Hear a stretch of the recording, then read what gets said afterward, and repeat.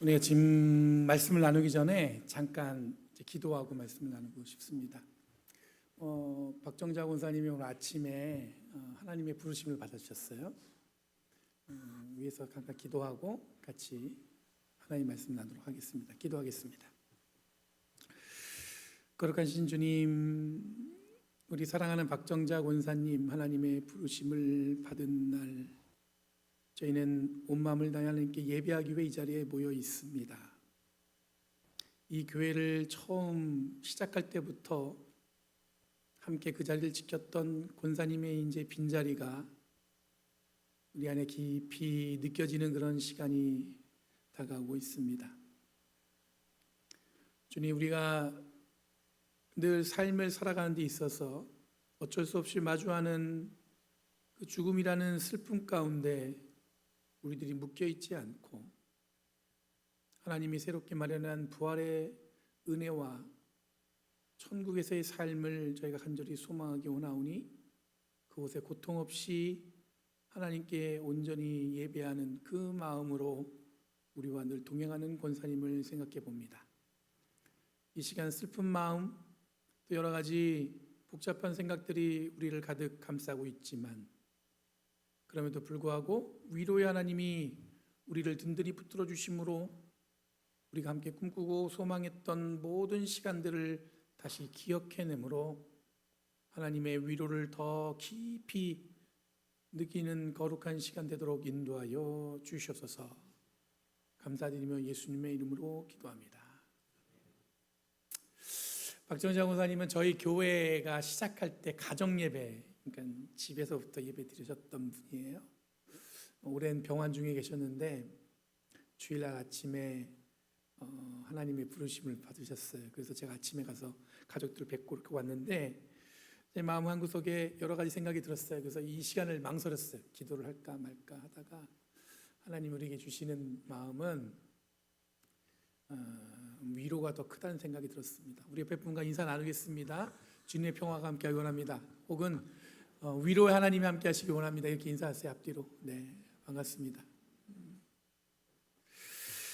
자, 오늘 본문은 굉장히 익숙한 본문이죠. 굉장히 많이 읽었던 본문입니다. 아마 성경을 읽는 동안에 여러분들 마음속에 그리고 머릿속에 익숙하게 느껴지는 이 본문 내용으로 인해서 아마 이 내용들이 머릿속에 가득 찼을 거예요. 저는 개인적으로 성경을 읽는 재미 중에 하나가 뭐가 있냐면 숨겨진 뜻을 하나하나 찾아내는 즐거움이 있습니다. 그러니까 성경 본문에 숨겨있는 뜻, 어떻게 하면 숨겨진 것을 찾을 수 있을까? 저만의 특별한 비법이 있는 건 아니에요. 수많은 자료와 원어 성경, 그러니까 원래의 그 헬라어의 원문에서 나오는 뜻, 이런 것들을 확인하면서 그 중에서 동사나 명사가 의미하는 것을 좀 찾아내서 좀 더 꽉 찬 의미를 읽어낼 수 있다는 것이 뭔가 이렇게 새로운 것을 발견한다는 의미입니다. 그러니까 어떤 나만의 비법이 있다는 것은 아닙니다. 그러니까 목사님은 특별한 능력이 있겠다, 그게 아니라 나름대로 이제 배우기도 했고 여러 가지로 찾으려는 자료를 통해서 확인하는 내용들을 볼 수가 있다는 얘기예요. 특히 여러분, 우리는 복음서를 오늘 읽었어요. 누가복음을 읽었는데 복음서는 각 복음서마다 가지는, 그러니까 마태복음, 마가복음, 누가복음, 요한복음마다 가지는 시대적인 환경이나 그 당시 교회의 성향과 문장과 대상이 향하는 방향을 통해서 본문을 읽어야 합니다. 그래서 누가복음 같은 경우는 간단하게 설명드리면 이방인들을 굉장히 우호적, 그러니까 되게 예수님이 그 관심이 많으세요. 마태복음은 유대인들 대상으로 썼어요. 그래서 마태복음 읽을 때 유일하게 뭐가 있냐면 족보가 나오죠. 누가 누구를 낳고 누가 누구를 낳고, 그 이유는 뭐냐면 그걸 읽는 사람들 대상이 누구냐면 유대인들이기 때문에 그래요. 근데 그런 걸 확인하고 본문을 읽어야 되는 거예요. 아까 말씀드렸지만 누가복음에서 표현되지는 예수님은 제자들은 늘 부족합니다. 제자들은 뭔가 이렇게 완벽하지가 않아요. 모자라요. 예수님이 말씀을 가르치면 깨닫지도 못합니다. 근데 이방인들은 놀라운 면모를 보여주는 게 누가복음에서 나오는 내용이에요. 전혀 이쪽에서는 못 알아들어요, 제자들은. 근데 어떻게 보니까 이방인들은 지나가다가도 그거를 잘 깨닫는 그런 이야기들로 가득 채워져 있어요.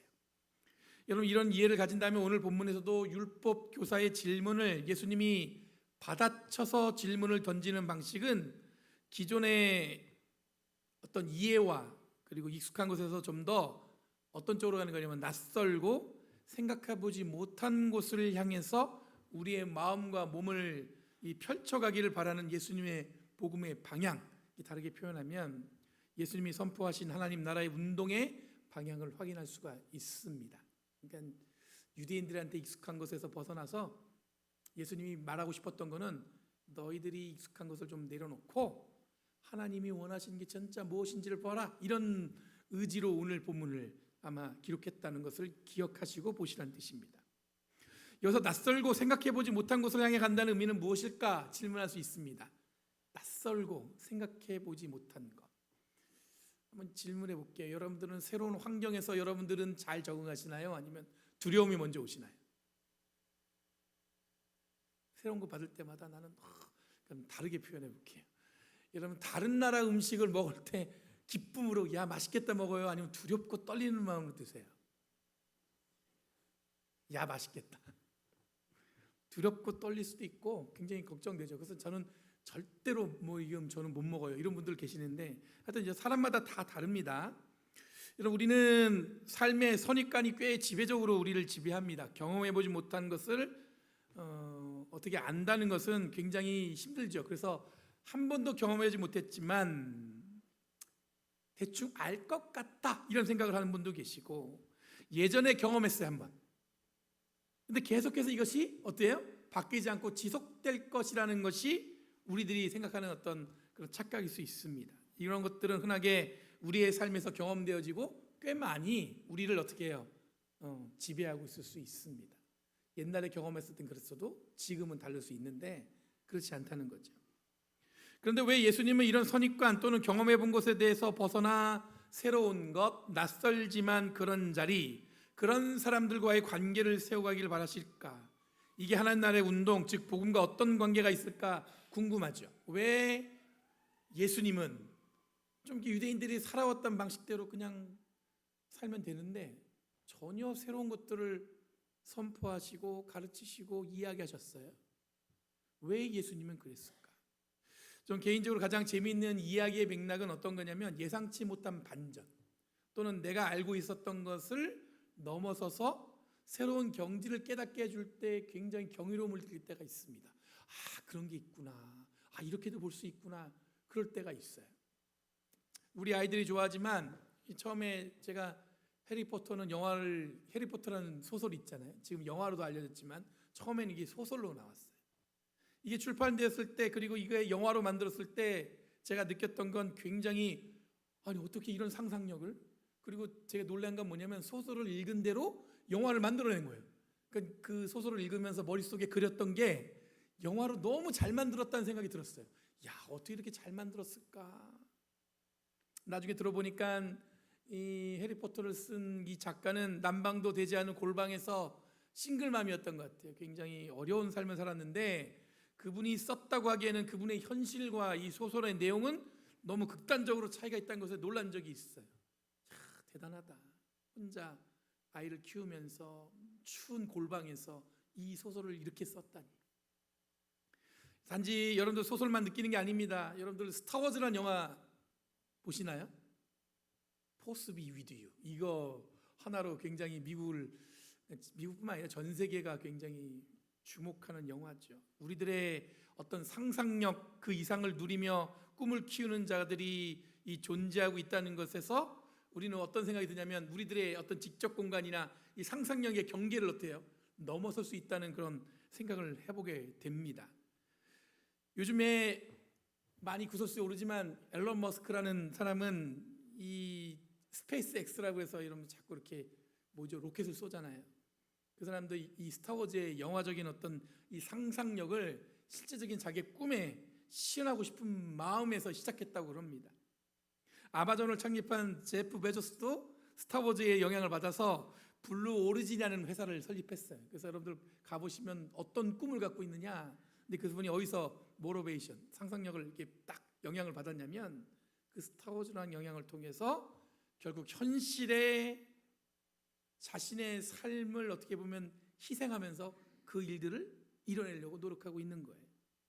우리 이런 장면들을 우리가 이 시기에 함께 목격하고 있습니다. 해리포터에서 헤르미온느란 역을 맡은 엠마 왓슨은 그 캐릭터를 연기하면서 실제로 지적이고 주체적인 리더십을 롤 모델로 여겼다고 합니다. 그러면서 지금 UN 여성 인권 운동가로 활동하고 있습니다.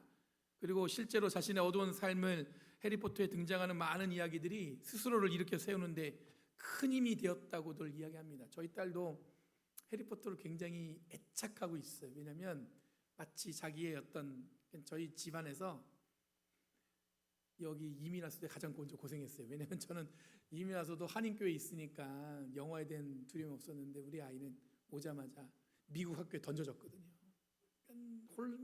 혼자 있는 외로움 뭐 그런 걸 볼 때 이 해리포터를 보면서 많이 어떤 그런 용기를 얻었다는 그런 얘기를 들은 적이 있어요. 어느 날.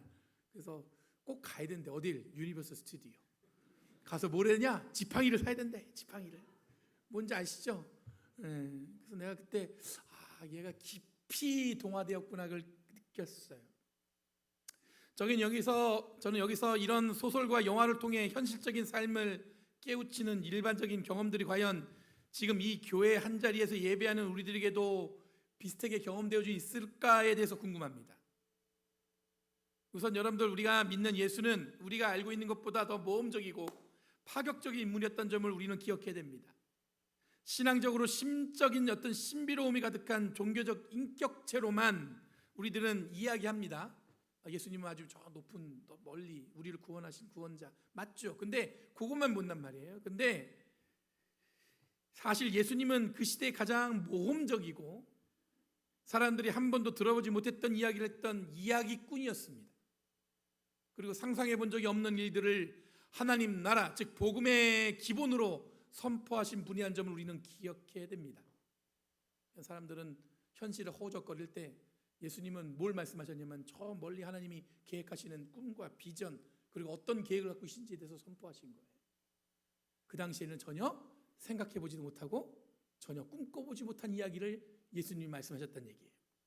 그렇다면 여러분, 스타워즈나 해리포터로 자신의 삶에 큰 영감을 받아 세상을 들썩이는데 삶에 힘을 쓰고 있는 사람들이 있다면 엄청난 돈을 투자하면서 그 꿈을 갖다가 지금 꾸고 있잖아요. 현실적으로. 그렇다면 여기에 모인 우리들은 이렇게 많이 모여 있어요. 저희 많이 모여 있죠. 이 자리에 여기 있는 우리들은 예수님의 삶에 큰 영감을 받아 예수님처럼 세상을 살아간다는 확신과 방향을 가지고 있어야 한다는 기대를 가지게 합니다. 여러분들은 어떤 기대를 갖고 계세요? 어떤 꿈을 갖다 이렇게 펼치려고 생각하고 있어요? 제가 앨런 머스크처럼 돈이 있으면 뭔가 해보겠다. 아니, 그럼 돈의 문제가 아닌 것 같아요. 그럼 어떤 영향력을 우리가 끼칠 수 있을까?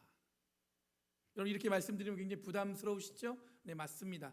예수 믿는다는 것은 이렇게 부담스러워야 합니다. 쉽게 믿을 수 있는 게 아니라 오늘 예수님이 율법 교사와 대화를 나누는 것처럼 굉장히 여러분들 고민하게 만드는 어떤 그런 상황에서 우리는 어떻게 해요? 길을 찾기 위해서 노력하려고 우리의 삶을 결정하려고 노력하려고 그렇게 살아야 된다는 거예요.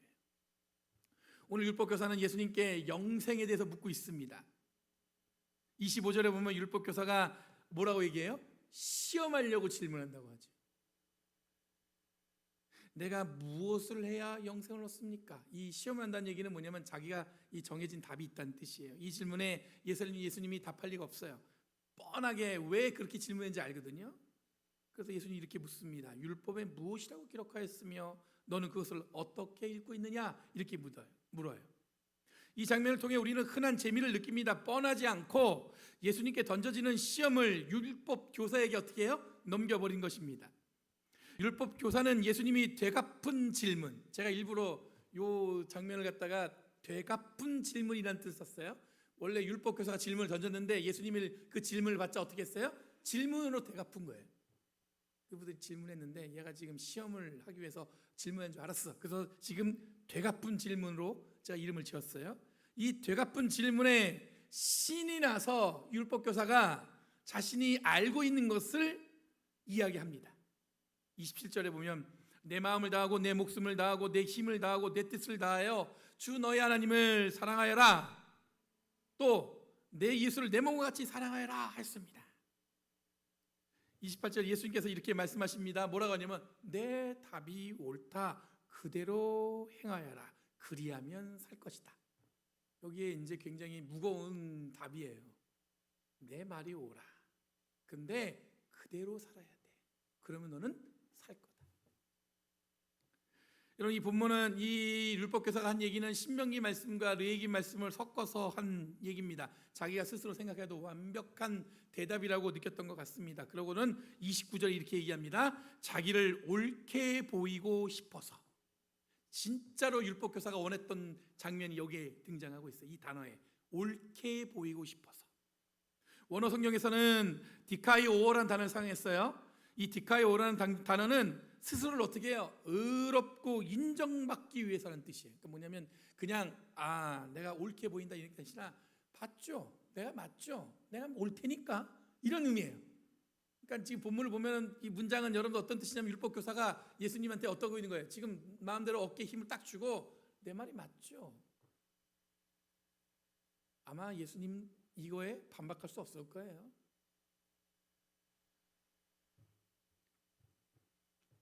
자신이 말한 답이 정답이라는 확신에 가득 차서 보란 듯이 예수님 앞에 의기양양해 있는 율법교사의 모습을 우리는 상상할 수 있습니다. 그러면서 예수님께서 그런 율법교사에게 질문을 하나 더 던집니다. 그 율법교사가 예수님께 던집니다. 이제는 여기서도 이제 마찬가지예요. 자기가 답을 알고 있기 때문에 이 질문을 하면 자기 답을 또 정확하게 예수님이 알고 있어야 된다는 뜻으로 얘기한 거겠죠. 그러면서 물어본 게 뭐냐면 그러면 예수님께 물어보는 거예요. 내 이웃이 누구입니까? 여러분, 여기서 말하는 이웃은 페리오케오라는 단어를 번역한 내용입니다. 이 말은 주변에 있는 사람이라는 뜻인데 여기서 파생된 단어들이 막 몇 가지가 있어요. 플레시온, 필로스 이런 단어가 있어요. 그 단어들은 다 대부분 어떤 뜻이냐면 가까이에 있는 사람, 이웃이나 동료로 이해할 수 있고 한 발짝 더 나가면 뭐냐면 친밀한 사람, 친구 또는 내가 사랑받는 사람, 사랑하는 사람 이렇게 이야기할 수 있어요. 그러니까 뭐냐면 되게 뭐예요? 친구. 여기서 말하는 내 이웃이 누굽니까? 아주 내 곁에서 늘 마주할 수 있는 사람을 얘기하는 거예요. 지금 바로 옆에 있는 사람들, 여러분 곁에 있는 사람들 같은 사람이에요. 늘 마주할 수 있는 사람들. 이 율법교사가 이웃이 누구냐는 질문과 그가 사용한 문장은 사실 가장 가까이에 있는 존재만을 제한해서 얘기하고 있습니다. 즉 주변에 나하고만 어울릴 수 있는 사람이라는 의미를 가지고 있어요. 율법교사에게 가장 가까이 있는 존재가 누구입니까? 그는 바로 유대인이라는 뜻으로 이야기한 겁니다. 그 중에서도 율법에 목숨을 거는 사람들이라고 할 수 있겠죠. 이런 의미에서 율법교사는 자신이 이야기한 정답은 그 이웃이 누구냐면 그 대상이 율법에 익숙한 자, 즉 유대인으로 한정하고 있다는 것을 알 수가 있어요. 사실 그러니까 예수님이 이방인들하고 너무 잘 어울리니까 율법교사는 내 이웃이라는 이웃은 그러니까 일부러 이웃이라는 단어를 뭘 썼냐면 필로케오라는 그 단어를 사용한 거예요. 그래서 뭘 한정한 거예요? 바로 가까이 있는 사람이 내 이웃일 뿐 멀리 있는 사람은 내 이웃이 아니야. 이런 뜻이 숨겨져 있어요. 이 말을 듣자마자 예수님께서 우리에게 굉장히 익숙한 내용이죠. 선한 사마리아인의 비유를 말씀하셨습니다. 율법교사가 누가 내 이웃입니까? 라는 질문에 예수님은 선한 사마리아인의 비유라는 어쩌면 인류의 최고의 이 베스트 이야기를 설명하고 있는 거예요. 이 이야기의 설정은 이렇습니다. 강도 만난 사람이 있습니다. 본문은 이 사람에 대해서 어떤 특정이 없습니다. 그냥 어떤 사람이라고 되어 있어요. 그 강도 만난 사람은 어떤 사람은 우리 자신일 수도 있고 또는 여러분들 우리가 잘 아는 사람일 수도 있고 우리가 모르는 사람일 수 있다는 어떤 이 문학적 기술이 담겨져 있습니다. 인종적으로 특정하지 않았어요. 가난한지 부자인지도 모릅니다. 이방인일 수도 있고 아닐 수도 있고 여자일 수도 있고 아닐 수도 있듯이 이야기를 듣는 사람으로 하여금 결국 나 자신일 수 있다는 전제로 이 이야기가 진행될 수 있습니다. 그러니까 그 강도 만난 사람은 어쩌면 여러분들 나랑 가까운 사람 혹 나 전혀 예상치 못했던 여러분들 어쩌면 정말 내가 모르는 사람일 수도 있고 근데 그 안에 내가 포함될 수 있다는 그런 중의적인 의미가 표현되어 있어요. 내용은 간단합니다. 이 강도 만난 사람을 제사장과 레위 사람들이 피해서 그냥 지나쳐 갔다 이렇게 되어 있어요. 예수님의 이런 설정은 되게 얄궂습니다. 제사장 그리고 레위 사람은 흔히 유대인들 가운데 가장 율법적인 존재들입니다. 아까 전에 얘기했던 그 율법교사가 얘기했던 내 이웃이 누구입니까 할 때 그 이웃의 설정 범위 안에 가장 가까이 들어있는 사람이에요. 이 이야기를 듣는 율법교사는 마치 자신이 율법에는 자신 있어 하지만 실제적 삶에서 어려움에 빠진 사람을 돕는 것에는 인색할 수 있다는 설정에 묶이게 됩니다. 유대인이지만 다 알고 있어요. 율법도 알고 있고 어떻게 해야 구원받을 수 있고 뭐 이런 건 다 알고 있어요. 근데 실제적인 어떤 거예요? 프랙티컬한 어떤 삶, 이거는 뭐예요? 전혀 하지 못하는 존재. 이건 오늘날 마치 여러분들 교회가 많지만 교회가 그 역할을 하지 못한다는 어떤 많은 사람들의 아우성 또는 비난, 비판. 오늘 많은 목사들이 있지만 그 목사님들이 한 번도 이게 정말로 예전같이 희생적이고 존경받지 못하는 목사님이 존경받는 목사님이 없다고 얘기하는 것 같은 어떤 그런 아쉬움, 안타까움. 많은 설교를 듣지만 뭔가 이렇게 가슴을 울리고 우리를 갖다가 이렇게 변화시키는 어떤 예전과 같은 어떤 그런 영적으로 꽉 채워지지 못했 어떤 그 설교자의 가벼움. 제가 이거 보면 읽으면서 그런 생각이 들었어요. 문득 이건 나한테 하는 얘기가 아닐까. 많이 알고 있어요. 근데 실제적인 삶은 그냥 모양만 있는 거예요. 그리고 결정적으로 누굴 등장시키냐면 사마리아인을 등장시킵니다. 여러분, 제사장과 레위인들과 달리 이 사마리아인은 이 강도 많은 사람 치료해주고 여관의 주인에게 맡기고 돈을 주면서 돌봐달라고 부탁합니다. 한 발짝 더 나가서 어떻게 하냐면 만약에 돈이 모자르면 자기가 돌아올 때 더 주겠다고 하면서 그렇게 부탁하고 길을 떠납니다. 이야기를 마무리하고 36절에 예수님이 율법교사에게 묻습니다. 너는 이 세상 가운데서 누가 강도 만난 사람에게 이웃이 되어주었다고 생각하느냐? 이 질문은 빠져나갈 수 없는 질문입니다. 스스로 의롭게 여겼던 마음이 순식간에 무너지게 하는 순간입니다. 그런 질문입니다. 유대인들에게 여러분 사마리아는 땅끝에 있는 사람들이에요. 우리가 사도행전에 보면 땅끝까지 이르러 내 증인이라 사마리아 땅끝이라고 표현하잖아요. 사마리아인들은 유대인과 사실 굉장히 가깝게 살고 있습니다. 그렇지만 가장 가까운 존재이지만 그들에게 가장 멀리 있는 사람들이에요. 사마리아인들은 원래 유대인들이었습니다. 그 사람들은 원래 유대인들이었어요. 근데 구약시대로 올라가 보면 아수르에 의해서 북왕국이 멸망합니다. 그러고 나서 아수르가 진행했던 식민지 정책이 어떤 것이었냐면 이 사람들을 강제 이주시키고 강제 결혼을 시켰어요. 유대인들이 여러분들 뭐냐면 저 나라 사람 이렇게 와가지고 강제 결혼을 시키니까 어떻게 됩니까? 피가 섞였어요. 그러니까 뭐냐면 혼혈 정책이 그들이 했던 어떤 그런 그 식민지 정책이었단 말이에요. 그 혼혈화된 사람들을 뭐라 부르냐면 사마리아인이라고 불렀습니다. 포로기 이후에 이스라엘을 재건할 때 이 사마리아인들도 같이 동참하려고 했습니다. 같이 성전도 재건하고 성벽도 재건하겠다고 그랬어요. 그때 그랬더니 돌아온 유대인들은 족보를 풀면서 여기 역대기상에 보면 여러분들 누가 누구를 낳고 누가 누구를 낳고 쭉 나오잖아요. 그 이유가 뭐냐면 역대기상이 이제 포로기 이후에 쓰여진 이스라엘 역사인데 족보를 쭉 보면서 그들로 하여금 너희들은 여기에 들어올 수 없다고 경계를 친 거예요. 유대인들에게는 역사적인 아픔의 흔적이고 사마리아인들에게도 큰 상처의 역사였을 것입니다. 여러분, 이게 간단하게 말씀드렸지만 유대인들에게 사마리아는 가장 가까이에 살지만 가장 먼 곳에 두고 있는 존재입니다. 그들은 이방인들과 피가 섞였기 때문에 자기들과 함께 할 수가 없어요. 그리고 오늘날 이스라엘이 가자나 이 팔레스타인들과 관계가 원만하지 않은 것은 단지 정치적인 이유 때문이 아니에요.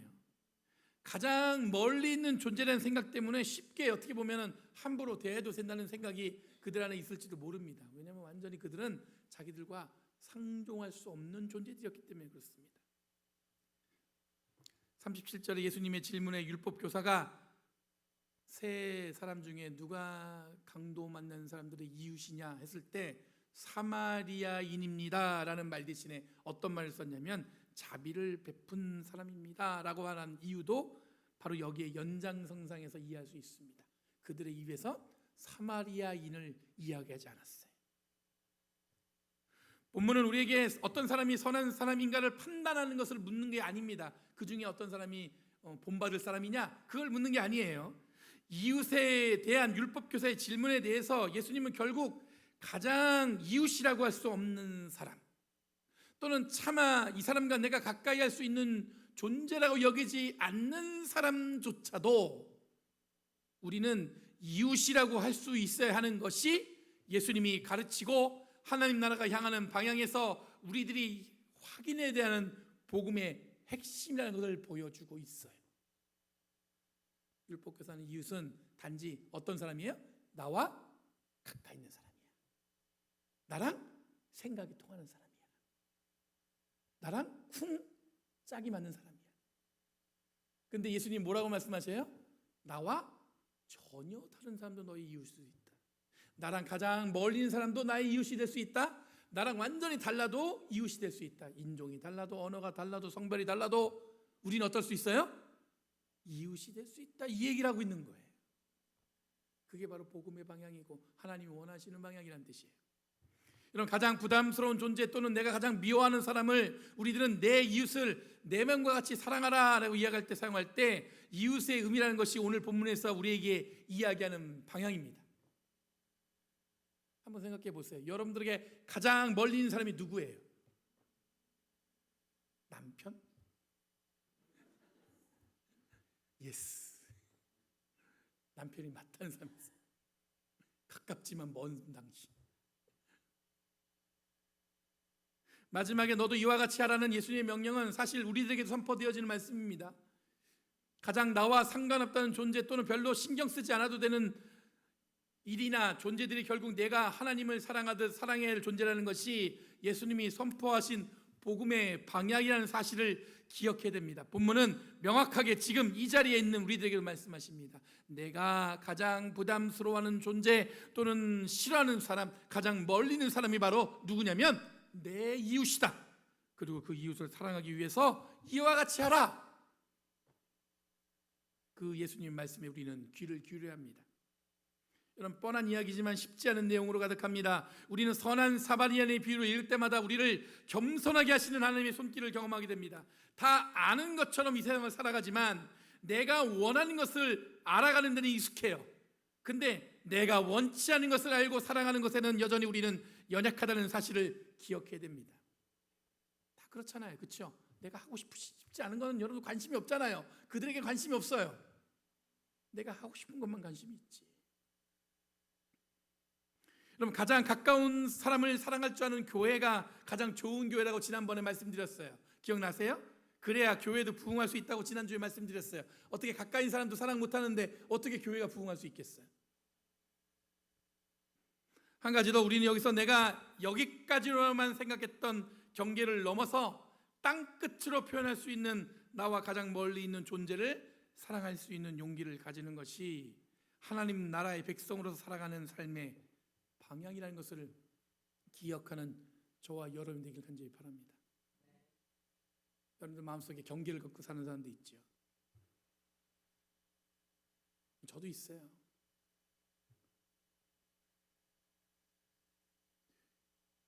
저도 있어요. 그래도 왜 웃지? 여러분, 소설을 통해서 영화에서 영감을 얻어서 세상을 흔들 만한 프로젝트를 이루고 있는 현실을 경험하고 있습니다. 물리적인 어떤 큰 비용을 들여가면서 그 꿈을 실현해요. 단지 그 영화를 통해서 영감을 받고 소설을 통해서 용기를 얻어서 그 일을 해나간단 말이에요. 그러면 예술을 통해서 우리들이 실제로 삶을 살아가는 것에 힘쓴다면 우리는 이런 프로젝트보다도 더 큰 능력으로 세상을 변화시킬 수 있어야 될 줄 믿습니다. 물질의 힘으로도 이렇게 할 수 있다고들 다들 자랑하는데 우리는 그보다 더 큰 능력 되시는 하나님의 놀라운 은혜와 사랑으로 살아가는 사람들이잖아요. 온전한 하나님의 능력이 힘으로 이 땅을 살아간다고 우리 고백하잖아요. 예수님의 은혜로 구원받았다고 자랑하면서 살아가는 존재잖아요. 그럼 우리는 얼마나 더 큰 일을 할 수 있겠어요? 이렇게 많이 모여 있는데. 그러니까 여러분도 마음을 단단히 더 부여잡고 이 열린 길을 통해서 그 일들을 이뤄나가는 저와 여러분이 되기를 간절히 바랍니다. 하나님이 우리에게 맡겨진 사명은 아주 큰 거라 생각할 수 있지만 작은 것부터 시작하셔야 돼요. 누굴요? 바로 내 이웃을 내 몸과 같이 사랑하는데, 그 이웃은 가까이 있는 사람만이 아니라 내가 가장 부담스럽다고 여기는 존재, 어쩌면 내가 가장 싫어하는 사람일 수도 있고, 어쩌면 내가 정말로 이 사람들과는 내가 도저히 상종할 수 없다고 선을 걷고 사는 그 존재일 수 있다는 것을 기억하시기 바랍니다. 그런 사람들과 함께 더불어 살아갈 수 있는 은혜와 사랑이 우리 안에 가득하다면 하나님은 우리를 통해서 더 큰 일들을 이루어 가실 줄 믿습니다. 그 일들을 기대하며 이 땅을 살아가는 저와 여러분들에게 원합니다. 함께 하기를 원합니다. 기도하겠습니다. 거룩하신 주님, 감사합니다. 변함없는 주님의 사랑과 은혜 가운데 우리의 삶을 주님께 맡기길 원합니다. 주님 역사하셔서 주님의 놀라운 일들이 우리를 통해 일어나는 은혜를 경험하게 하여 주시옵소서. 감사드리며 예수님의 이름으로 기도합니다.